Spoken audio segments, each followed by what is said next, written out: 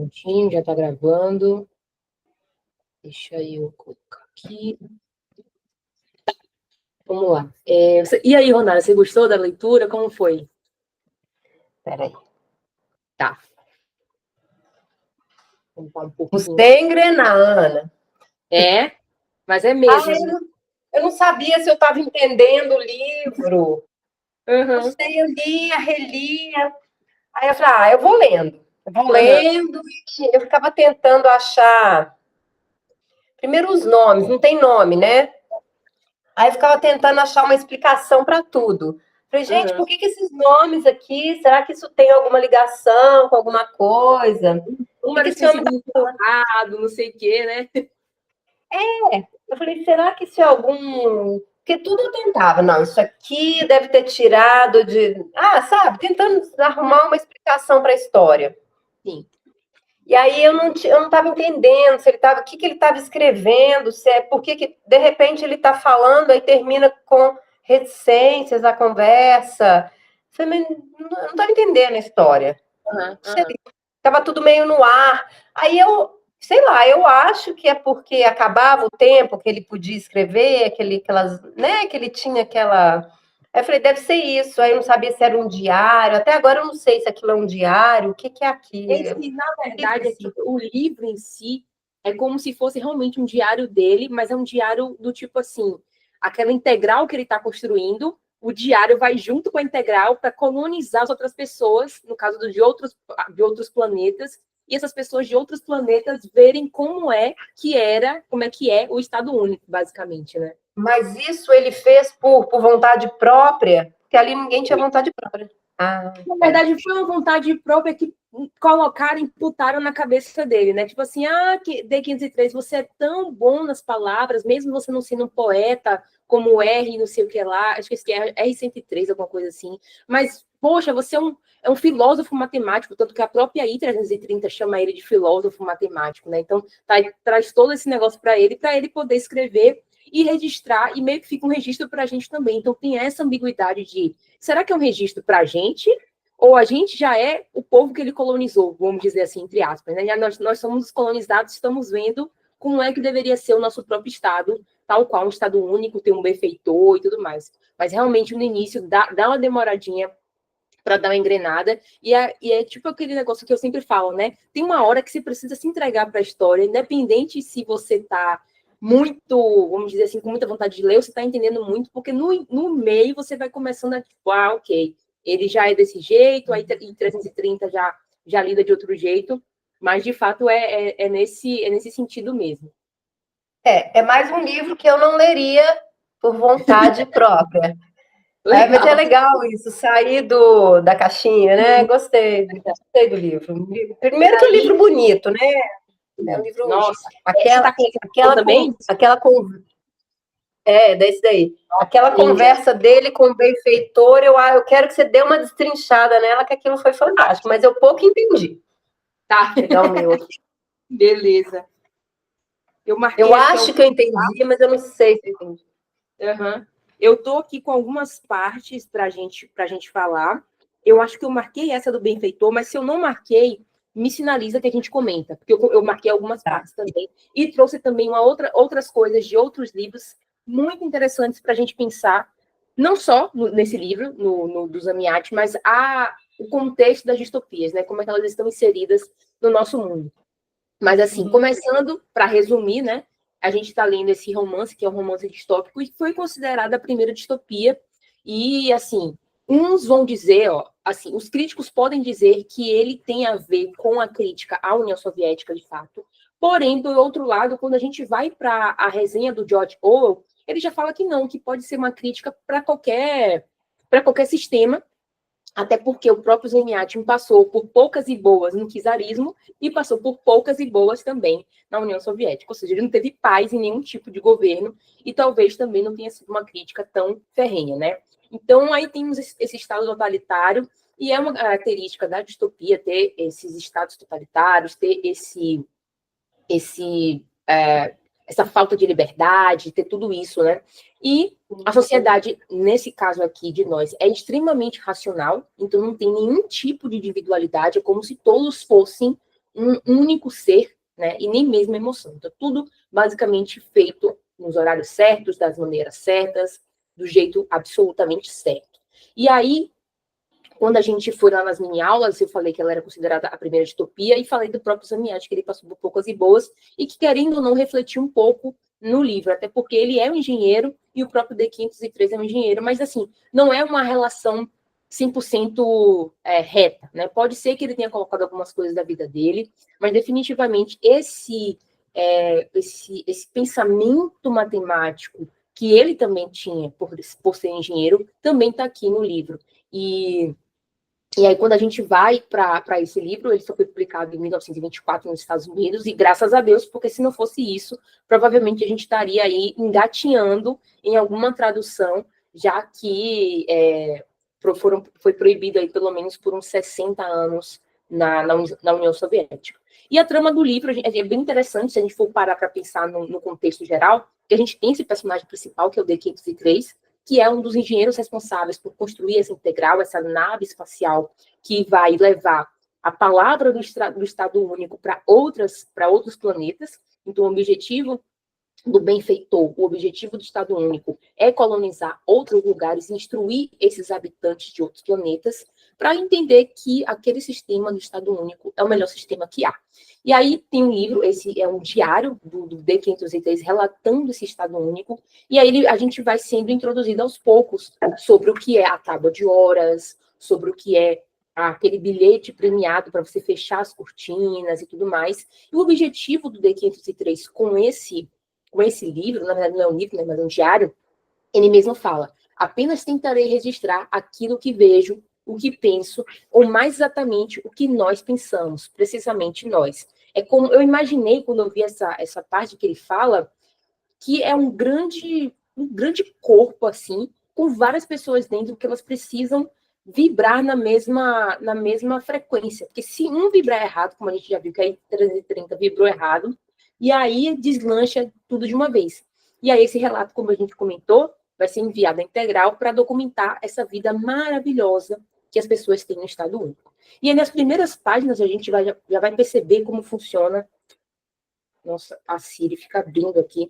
Nas primeiras páginas, a gente vai perceber como que funciona essa dinâmica dentro da sociedade. Primeiro, que as pessoas elas não têm identidades e muito menos pensamento livres. Então, todas são chamadas por nomes. D503, O90, I330, R não sei o que lá. Mas por que as pessoas não têm nome, né? E aí, quando a gente vai parar para pensar, porque os nomes, ainda que sejam repetidos, por exemplo, ainda que exista uma outra Ana Luísa aí por aí, eu consigo ter a minha própria identidade com o meu próprio nome, muito além do meu RG e do meu CPF. Quando eu olho para o meu RG e para o meu CPF, eu sei que eles são meus, que são únicos, mas eles não me representam tal qual o meu nome. Porque todo mundo me conhece pelo meu nome, não pelo meu RG e meu CPF. Se eu chegar lá no saque, tudo bem, vai me conhecer lá pelo meu CPF. Mas certamente eles não vão dizer, ei, 859, não. Eles vão dizer, ei, Ana, guichê tal. Então, o nome é a nossa identidade, né? A gente passa a se entender como um ser único. As pessoas se chamam pelos nomes, elas não se chamam por números ou por letras iniciais. Pode ser por apelido, e apelido ainda é mais uma identidade, porque existe um apelido que pode ser só seu no mundo, que ninguém te chama assim, né? Então, essa falta de individualidade é algo que torna o Estado Único um seguro de si, né? Porque a individualidade pode ser um perigo, na verdade é um perigo, já que todos precisam ser um grande corpo, todos precisam ser uma coisa só. E é claro que para esse grande corpo, esse grande órgão funcionar bem, é preciso de alguns subsídios, como eu já falei, tábua de horas, a hora pessoal, a norma maternal, o muro verde, o benfeitor, todos esses são aspectos importantes para que o Estado Único ele permaneça. Quando a gente vai para uma empresa e a gente olha para a cultura da empresa, a gente tem pessoas que estão ali falando sobre a cultura da empresa. Então, tem um evento tal, tem a tarde tal. Teve uma empresa que eu trabalhei que toda sexta-feira tinha aula de alongamento. Então, assim, toda sexta-feira podia acontecer o que acontecesse. Todo mundo estava cansado, tinha lá uma mulherzinha fazendo a gente fazer alongamento. Querendo ou não, isso é uma cultura. Então, é algo que vai perpetrando. Tanto é que toda sexta-feira a gente já tinha a mentalidade. Pô, vou chegar lá e vou ter que fazer um alongamento. E aí o próprio, assim, voltando para a história, o próprio D503, ele fala sobre esses aspectos. O que eu gosto mais que ele aborda é a Tábua das Horas. Ele traz o seguinte: a Tábua das Horas converteu cada um de nós em verdadeiros heróis de 6 rodas de aço, heróis do grande poema. Todas as manhãs, como exatamente 6 rodas, precisamente na mesma hora, precisamente no mesmo minuto, nós, os unimilhões, levantamos como um só. Exatamente na mesma hora, unimilhões começamos a trabalhar. E na mesma hora, unimilhões terminamos o trabalho.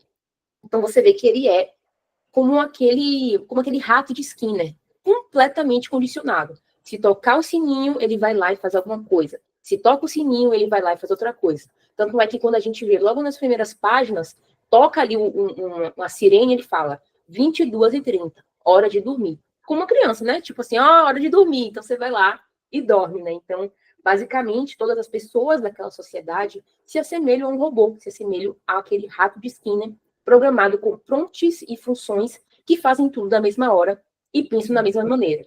Aí eu trouxe uma pergunta interessante. Mas se até o chat GPT dá bug, responde coisas estranhas, por que que não iria acontecer nessa sociedade?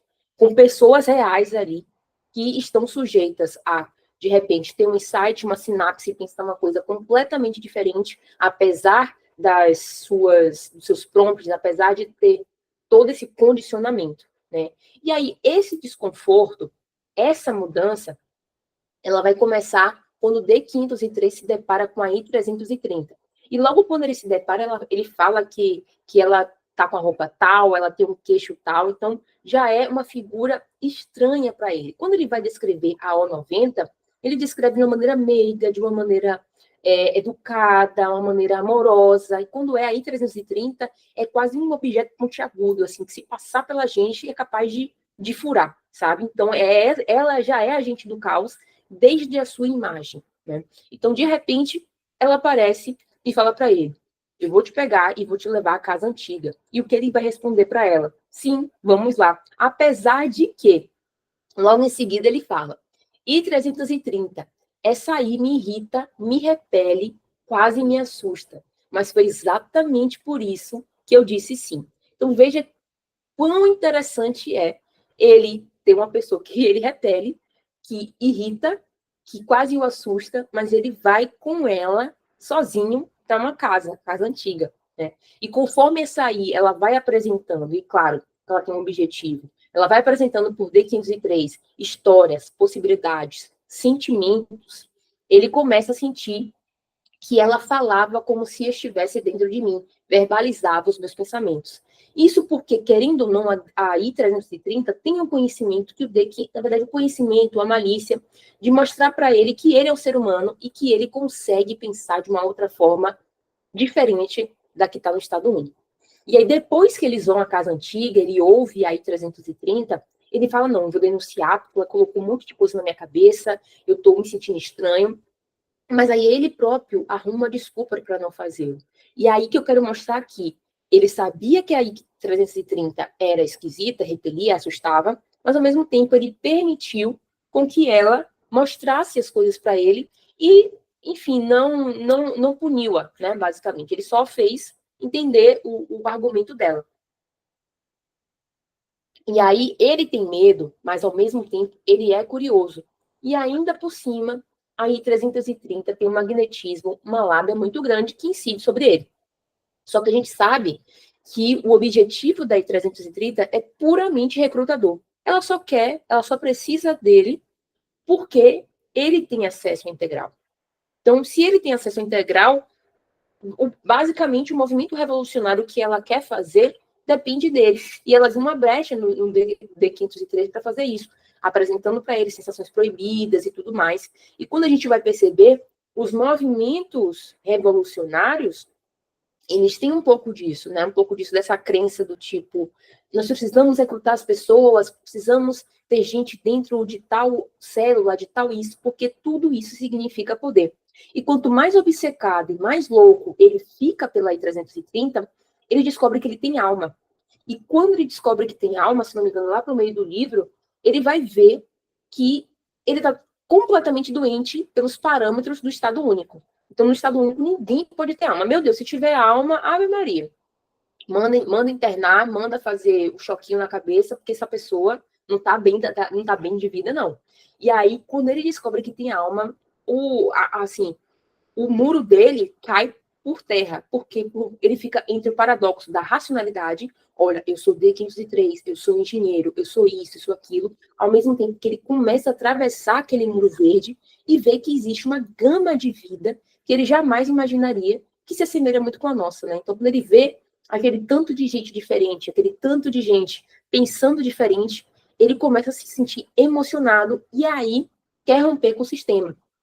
Só que aí, esse rompimento com o sistema, que a gente vai ver que é uma característica da distopia, de a pessoa ir na inflexão máxima, ou ela consegue romper e aí vai ter uma nova sociedade, ou ela simplesmente só toca no vislumbre do que ela poderia alcançar, no vislumbre do que ela poderia desejar, e tudo volta ao normal, que é o que acontece com o D503. Ele falha miseravelmente nessa parte de romper o sistema, já que depois ele é capturado e ele é submetido a um procedimento que vai remover suas emoções, né? Então ele passa a ser o velho D503, que a gente conhece lá nas primeiras páginas, e também vai entregar todo o plano que culmina, se eu não me engano, na execução da I-330. Ela basicamente se ferrou e o Estado Único sai vencedor como um todo. E aí, para Zamiatin, aqui no final, eu acho muito bonita essa parte aqui. Acho que você vai ver aí também, Renara. Pô, isso aqui é lindo, cara. Não existe revolução. Nossa, é muito legal, né? E aí eu falo que é justamente a opinião do próprio Zamiatin, né? Não existe revolução final, porque todas as revoluções são infinitas. E isso eu acredito que ele tenha pensado a partir do diálogo do D503 da I-330, que, se eu não me engano, está na página 236. 236, que ele fala o seguinte. Cadê? Aqui. Isso é inconcebível, um absurdo. Opa. Aí, nessa parte aqui, que ele fala, isso é inconcebível, um absurdo. Por acaso não está claro que você está começando uma revolução? Sim, uma revolução. Por que isso é absurdo? É um absurdo porque uma revolução não é possível, porque a nossa revolução foi a última, e não pode haver outras revoluções, todo mundo sabe disso. Aí ele diz, aí depois ela fala, né? Meu querido, você é um matemático, inclusive, mais que isso, um filósofo da matemática. Então, fale-me sobre o último número. O que você quer dizer? Eu não entendo. Que último? Bem, o último, o mais elevado, o maior. Mas isso é um completo absurdo. Os números são infinitos. Que último número é esse que você quer? E que última revolução é essa que você quer? Não há última. As revoluções são infinitas. O último é para as crianças, o infinito as assusta. E é imprescindível que as crianças durmam tranquilamente à noite. Então você vê que ele já sabe. E aí o George Orwell é o seguinte, eu acho que foi por esse trecho que a caneta azul, entre aspas, cantou, né, para o Zamiatin, porque a Rússia tinha acabado de fazer uma revolução e o cara já estava falando que iria existir uma outra revolução. Então, que negócio é esse? O Stalin, o Lenin não gostou nada disso, e foi por isso, então, que esse livro foi... Por isso, assim, pode ter sido por isso, também por isso que esse livro foi censurado.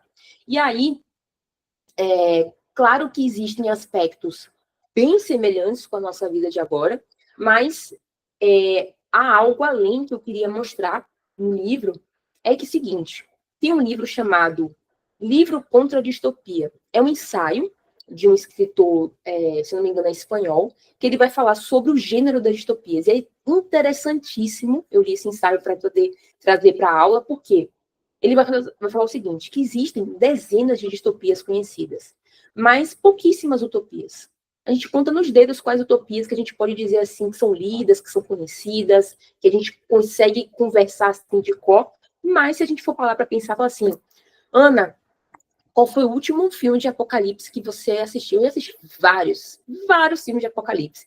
Um Lugar Silencioso, Black Mirror, aquele Conto da Aia. Então, tudo é muito distópico. Tudo suscita esse fim de mundo, essa sociedade que vai controlar a gente de qualquer jeito.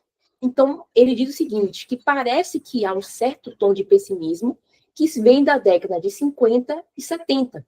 E ele vai dizer o seguinte, que desde essa época, desde essa década, nesse período, a sociedade passou por muitas mudanças culturais, muitas mudanças transformações mesmo que influenciaram a produção cultural, e aí surgiu essa visão mais sombria do futuro. Então, a gente pode falar, por exemplo, da Guerra Fria, a gente pode falar da Guerra do Vietnã, dos movimentos sociais que estiveram na França, ditadura na América Latina, aqui no Brasil, no Chile, na Argentina, descoberta do DNA, experimento com armas nucleares e até mesmo a corrida espacial.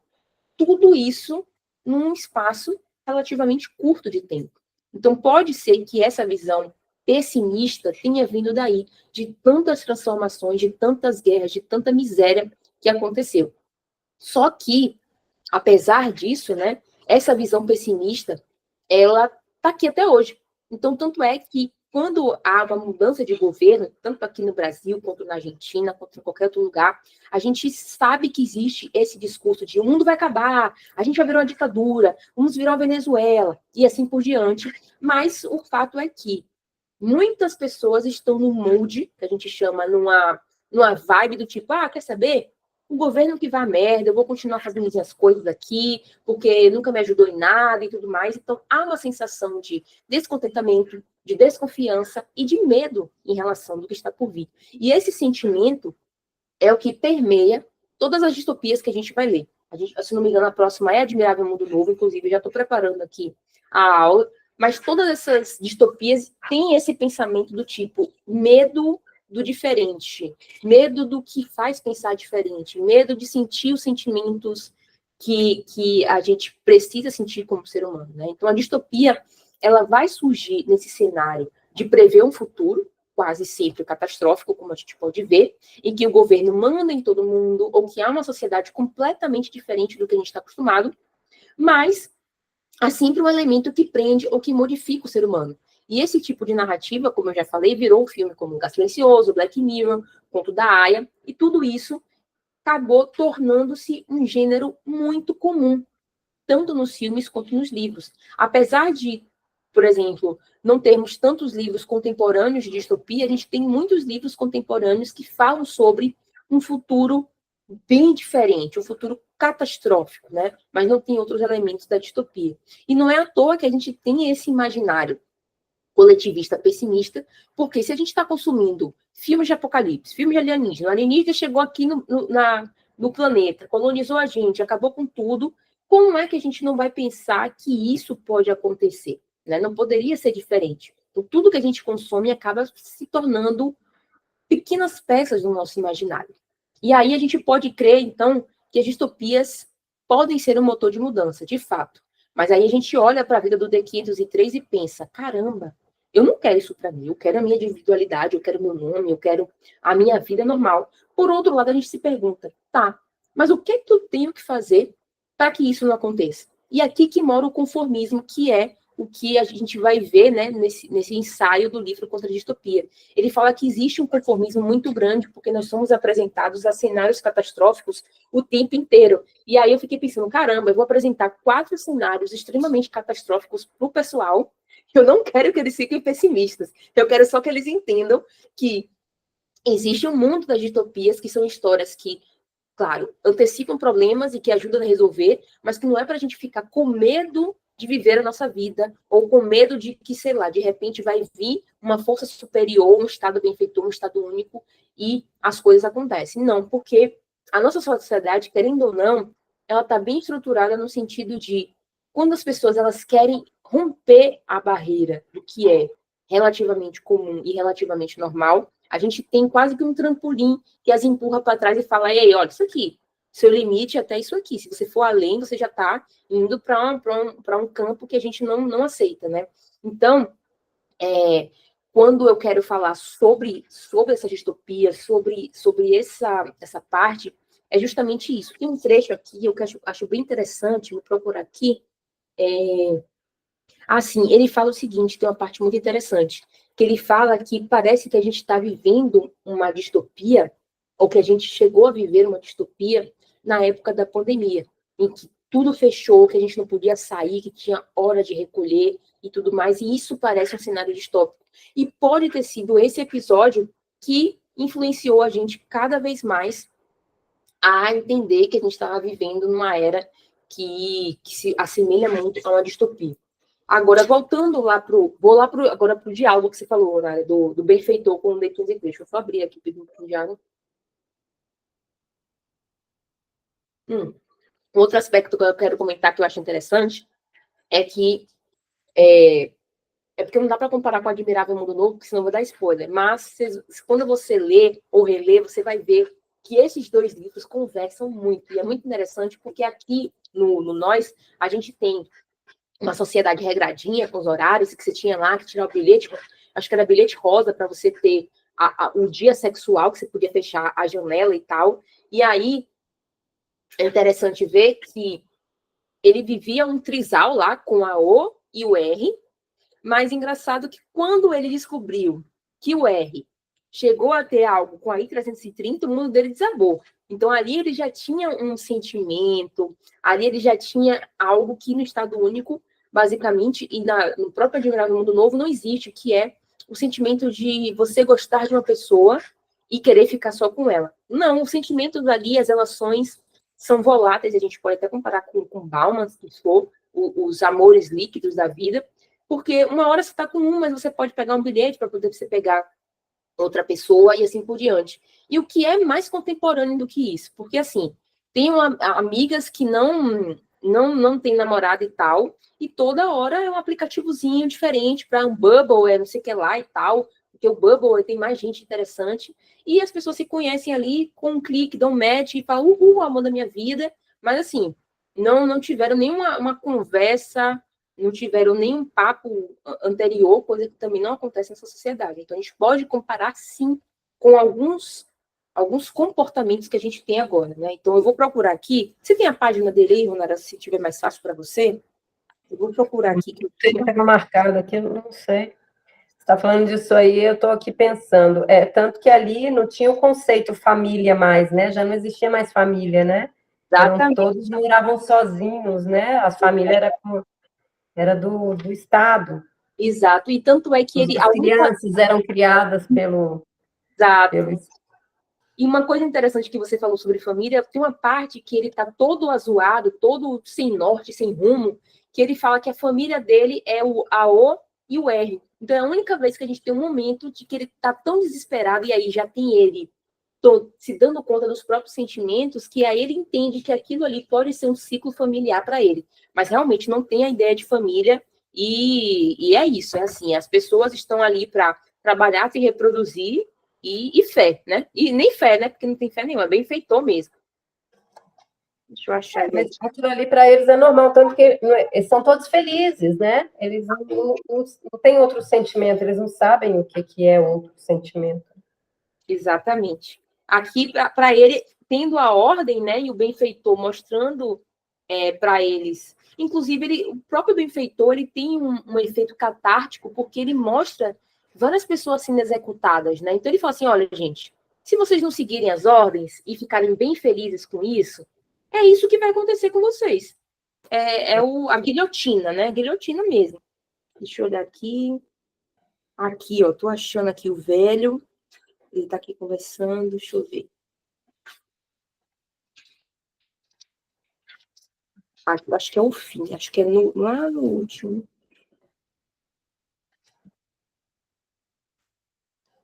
Eu acho que eu tenho anotado também, sabe aonde? No meu computador. Deixa eu só ver aqui. Quer ver? Vem aqui.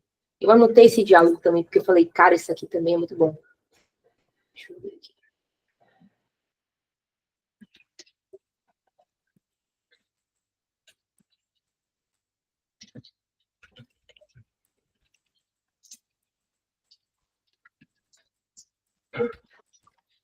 Deixa eu ver aqui. A gente está falando da I-330. Ela, na verdade, o que ela queria ali era ver o circo pegar fogo, né? Ela não. O objetivo dela era causar o caos, e acabou. Né? Ela não queria salvar ninguém, ela queria. Ela queria que o circo pegasse fogo e que ninguém conseguisse nada, né? Tipo assim, ninguém vai conseguir nada, tá todo mundo na merda aqui, e eu quero isso, entendeu? Aqui, ó. Tem eu anotei aqui.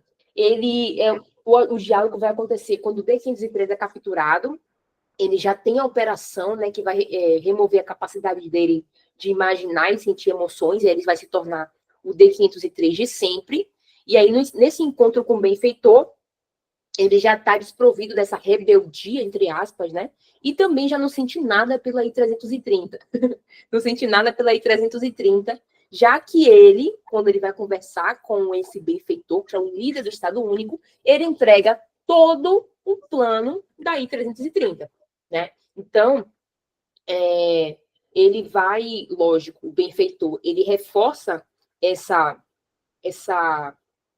ideologia, esse poder, né? A partir desse controle absoluto. E só que aí tem uma coisa, isso não me, eu queria achar esse diálogo, porque eu anotei aqui que a I-330 ela é torturada na frente dele, só que ele já não sente nada, porque ele já sofreu lobotomia. Ele já sofreu a lobotomia e no final a gente vê basicamente a tragédia, né? A tragédia final do D503. Por quê? Ele tinha no início do romance essa lealdade com o Estado Único e aí 330 suscitou sentimentos nele. Ela representava o caos e tal, total e tal. Só que assim, no final das contas, a lealdade foi quase que imposta, né? Ele sofreu uma lobotomia e voltou a ser leal ao sistema. Então, ele se tornou uma pessoa que não sente culpa, não sente desejo de mudança e só obedece ao sistema. E aí esse benfeitor é justamente essa representação desse poder totalitário, que é o que a gente chama de anulação. Foi isso que eu encontrei. Meu Deus, a Siri de novo aqui. Aqui está o que encontrei. E aí, o que fica na cena final, eu acho. Aqui, anotei aqui a página. Você quer ver? Tá no final aqui. Tô com o meu Notion aqui.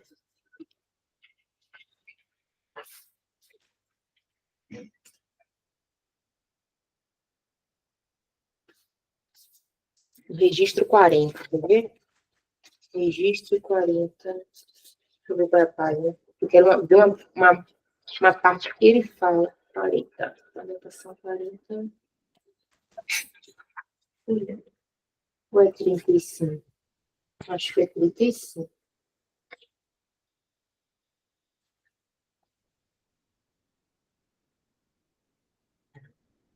Aqui.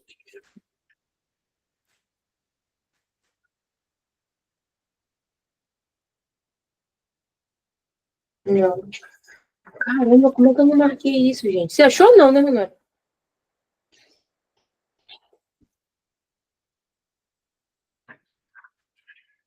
Deixa eu ver. Mas eu vou colocar, de qualquer forma, eu vou colocar lá na transcrição. Na transcrição vai ter tudo que eu tô falando com os pedaços do diálogo que eu vou achar.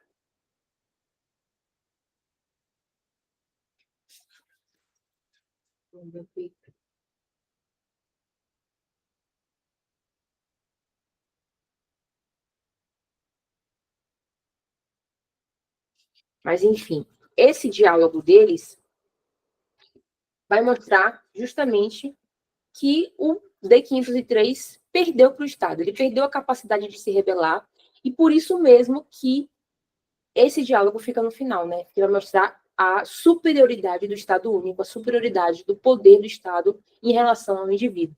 Então, por isso que eu falo assim, realmente, é um tom pessimista, né? Parece que o Estado vai sempre mandar na gente e cada vez mais nos encolhermos na nossa insignificância, né? Tanto é que em um vídeo no YouTube, eu até coloquei, falei, gente, imagina só se alguém quer colocar uma câmera aqui com a desculpa de que é para minha segurança, dentro da minha casa, minha segurança.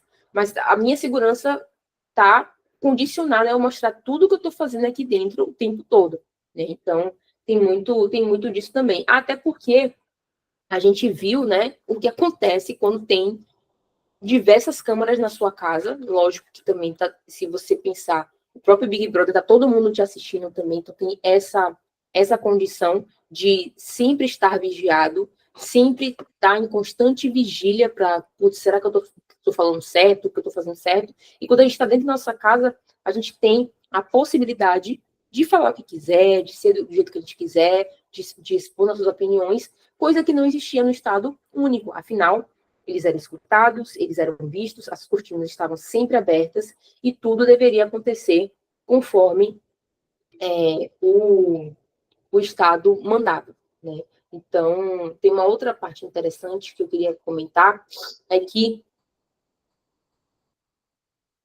depois que esse livro foi publicado, a gente teve Admirável Mundo Novo, a gente teve 1984, e quando a gente vai ver, todos eles têm aspectos interessantes aqui, né? Todos eles têm aspectos muito interessantes, inclusive a própria Revolução dos Bichos, eu diria, tem aspectos que se parecem com isso aqui, justamente porque esse aqui, ele juntou todos os aspectos da distopia. E aí a gente tem, por exemplo, Admirável Mundo Novo, e eu não vou dar spoiler, mas só para dizer que realmente tem um Estado que controla as pessoas, né? Tanto que lá é quase que vangloriar, não é vangloriar não, é altamente recomendável que as mulheres não tenham filhos, porque os filhos vão ser feitos através de uma gotinha, assim, como se fossem cientistas mesmo fazendo vários filhos ao mesmo tempo. Então, é bem interessante. Eu acho, Ronara, que você vai gostar mais de Admirável Mundo Novo, mais de aqui, meu também tá aqui. Você vai gostar mais de Admirável Mundo Novo. Olha só, o tanto de coisa que eu já marquei aqui pra gente conversar. Mais de Admirável Mundo Novo do que de Nós. Por quê?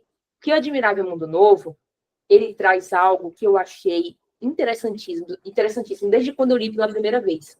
Quando a gente vai conhecer e eu não vou dar spoiler não, mas estou falando só, né? Quando a gente vai conhecer o John, o selvagem, ele representa muito o que a gente está acostumado como ser humano. Então a gente consegue ver muito nitidamente essa quebra, essa diferença de sociedade mesmo, né? Então é bem legal mesmo. E o próprio Aldous Huxley, muito doido, né? O cara era doidão, assim, cara. Então vai ser muito legal essa parte. Mas o Nós dos Amigos... Ah, pode falar. Tá no mudo, Ronara. Aí. Tanto que esse aqui eu nunca tinha ouvido falar. Sim, exato. Né? O que deu margem para os outros são super conhecidos. Eu, pelo menos, nunca tinha ouvido falar. Exato. Os Amiati. E tal, porque a gente normalmente, quando a gente fala de autor russo, já vem na cabeça Dostoiévski, Tolstói, o próprio Gogol também, mas o próprio Zamiat, assim, eu fico até com pena dele, porque ele sofreu o pão que o diabo amassou e ainda morreu na pobreza, cara. Quando a gente vai ver, realmente, o cara sofreu o pão que o diabo amassou, não teve um momento, assim, só se for ele falando pra gente mesmo, porque se a gente for na história dele, não teve um momentinho de assim, estou em paz, né? Foi assim, ele falou, não, vamos fazer a Revolução Russa, o czarismo, abaixo o czarismo, beleza, o czarismo saiu da Revolução Russa, ele foi censurado, e aí ele pediu para sair, o Stalin finalmente concedeu para ele o Stalin finalmente... Essa carta para o Stalin também é fantástica, né?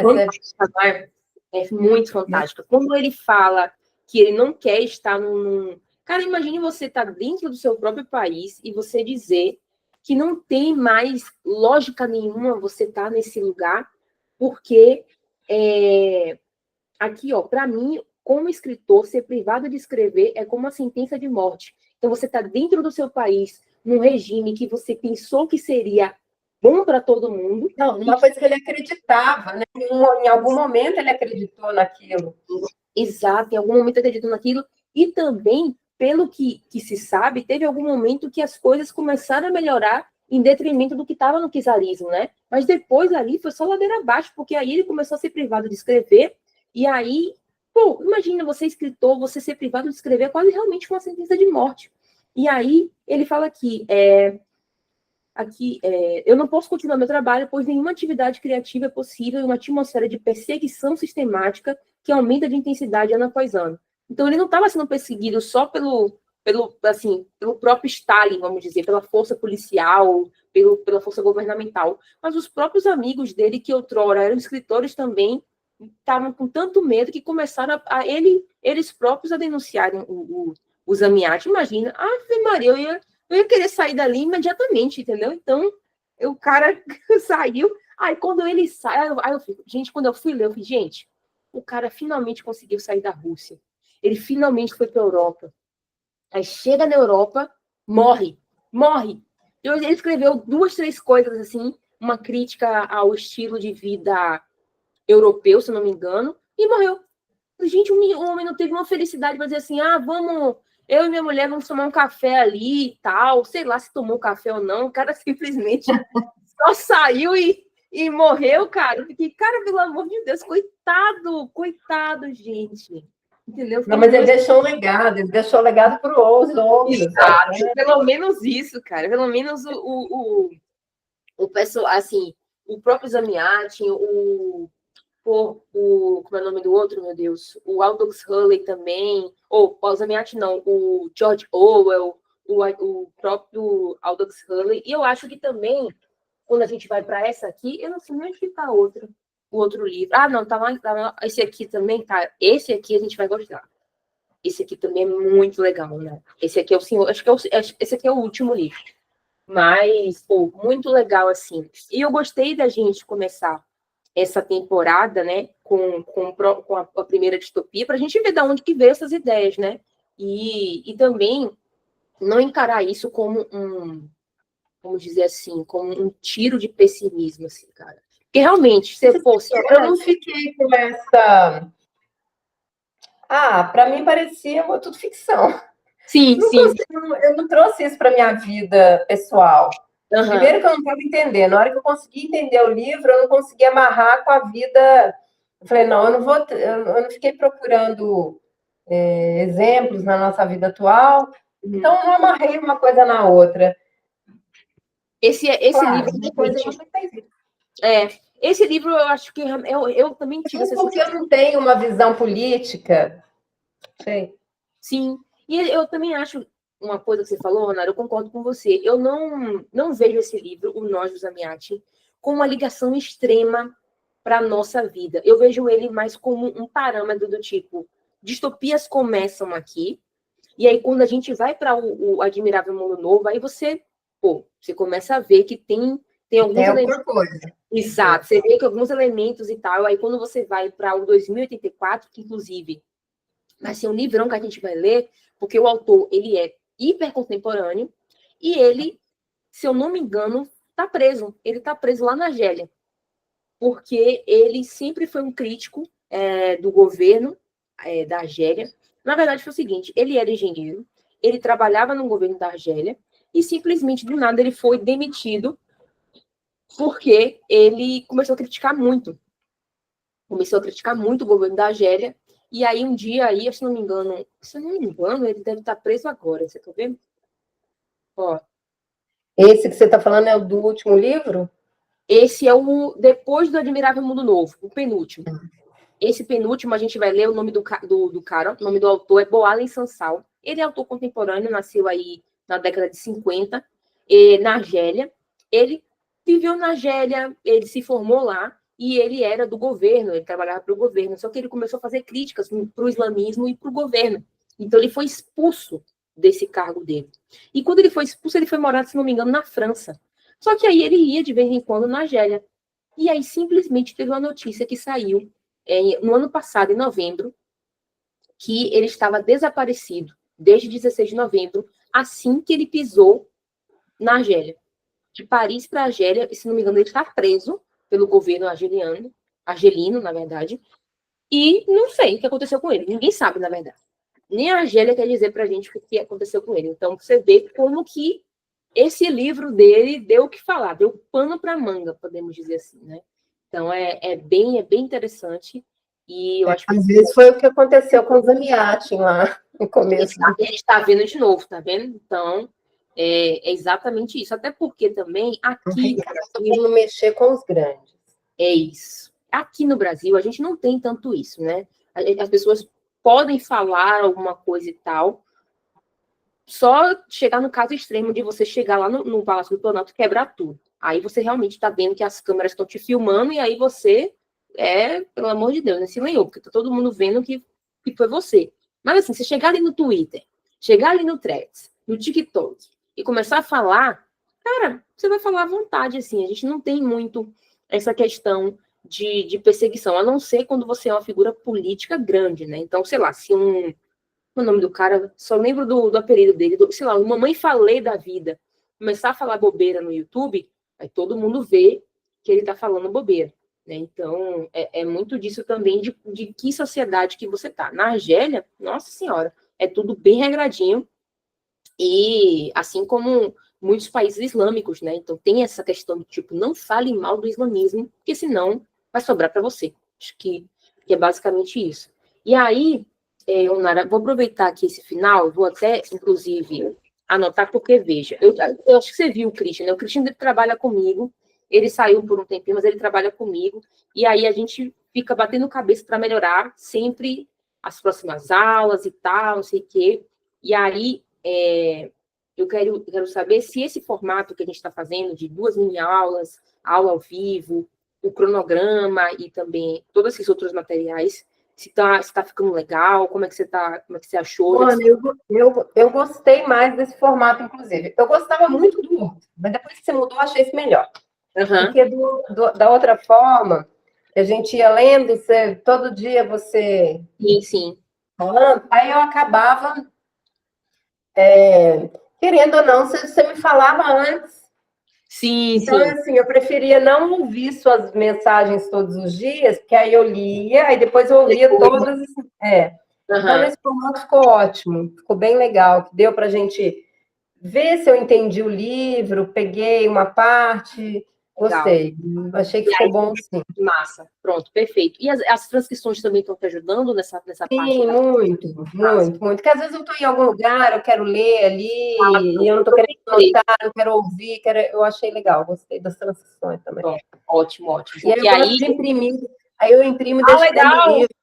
Legal, isso é ótimo, isso é ótimo. A gente também está fazendo alguns materiais para imprimir mesmo. Porque a gente que lê gosta de negócio impresso. Tanto é que eu tenho um monte de apostila ali assim, 200 páginas que eu falo, cara, eu não vou ler no computador, não consigo, cara, ler no computador. Tenho que escrever. Tanto é que quando o povo vem aqui, meus Não amigos, consigo nem ler no Kindle. Eu começo a é ler no isso, Kindle, cara. preguiça de não poder escrever. E também o que aconteceu? Eu fiquei em choque, sabe quando eu fiquei sem palavras, o meu Kindle quebrou. Só que ele quebrou sozinho. Quando eu estava lendo o livro, desliguei ele. No outro dia, quando eu fui ligar, ele simplesmente morreu. E eu fiquei assim em choque. Eu fiquei assim, Muito, Ana. é o quê? Ele trabalhou muito nessa Ele vida dele. trabalhou muito. E, ó, né, ele tá assim, ativo aí, sei lá, desde 2017. Tudo bem que ele já caiu no chão, eu já derrubei ele algumas vezes, não confesso. Mas são isso, assim. E nada compara, para mim, nada compara um livro do que eu fazer isso aqui. Ó. Eu chegar, marcar e anotar a parada, entendeu? Eu falo assim, gente, ó, anotei aqui Não, e isso já. esse aqui estava muito bonito, eu não quis. Eu não quis, fiquei com dó. Só que aí, Sim, onde eu ia, eu carregava, acabei estragando a capa, não resolveu nada. Antes eu tivesse sim, é escrito verdade. direitinho. É Eu isso. gosto O desses meu, assim, de capa mole. Que aí isso. O meu, ele fica nossa, bom até o primeiro grifo. Porque assim, eu falo, pô, que livro lindo. Capa mole, mas, pô, que livro lindo e tal. Aí eu vou lendo, tanto é que aqui, ó, nessa primeira metade, eu falei, eu não vou nem marcar. Só dobrei as pontas. Mas aí chegou num ponto que eu falei, ah, meu irmão, ó, já era, acabou tudo. Se eu não marcar, eu vou perder algumas coisas que fazem sentido aqui para a gente colocar na aula e tudo mais, assim. Então é isso. Mas que bom que esse formato tá melhor. Depois dessa temporada, pô, a próxima temporada vocês vão gostar muito, cara. A gente tá preparando umas coisas muito, muito doidas, assim, coisa que a gente não. Eu gosto de ler o que a gente, tipo assim, pegar uma coisa que a gente não tá acostumado a ler, e aí colocar com uma coisinha que a gente já lê para dar um abrir a nossa perspectiva das coisas, sabe? eu fiquei muitos anos lendo só sobre educação de filho. Aí eu Imagina. falei, então agora meus filhos estão em outra fase, eu preciso aprender a conversar com eles, de voltar à vida. Aí te achei. Ah, legal, que Então, bom. Mas é bom mesmo. Até porque também teve uma moça que comentou. ela também estava lendo muito sobre educação de filho, ela também, se não me engano, ela estava lendo algumas coisas sobre homeschooling para poder, enfim, comparar e tal. Pois é, então, ela leu muito sobre homeschooling, e ela teve uma hora que ela falou assim, meu Deus do céu, eu vou colapsar, assim, vocês falar de homeschooling, disso e tal. E aí, ela comentou que quando ela foi para a literatura, ela conseguiu equilibrar as coisas e que tornou até mais leve um pouco a leitura, né? Que ela conseguiu colocar um pouco da literatura dentro dessa área do homeschooling, né? Então foi bem legal nesse sentido. Deixa eu ver uma coisa aqui. Deixa eu ver se eu esqueci de falar alguma coisa interessante. Mas eu acho que não. Eu ia falar mais dessas... Eu ia falar... Peraí. Vem cá. Vem aqui. Ai, tá aqui. Chorando. O meu também tá aqui chorando, ó. Oi, tudo bem? Oi. Esse é o Tomás. Prazer. Oi, Tomás. Bem? Tomás tem 13 anos. Então daqui a pouco vai entrar no clube aí. Ele faz um clube também, só que o dele é mais... ele agora ele está lendo Don Quixote, o texto integral. Legal, Então é mas... Como sou eu e mais um menino, aí é bom porque a professora consegue direcionar mais os assuntos, consegue falar mais diretamente com a gente. É bem legal. Você pode ter dúvida também, né? Quando você está na leitura também. É bem legal. Legal. E os meus outros dois começaram, também estão num outro clube, aí eles começaram a ler A Revolução dos Bichos. Oh, legal. Aí já dá para conversar, dá para fazer... Vocês dão para fazer um clube dentro de casa também já, né? Não, mas agora daqui a pouco eles vão começar a acompanhar aqui comigo também. Ah, legal, que bom. Serão todos bem-vindos.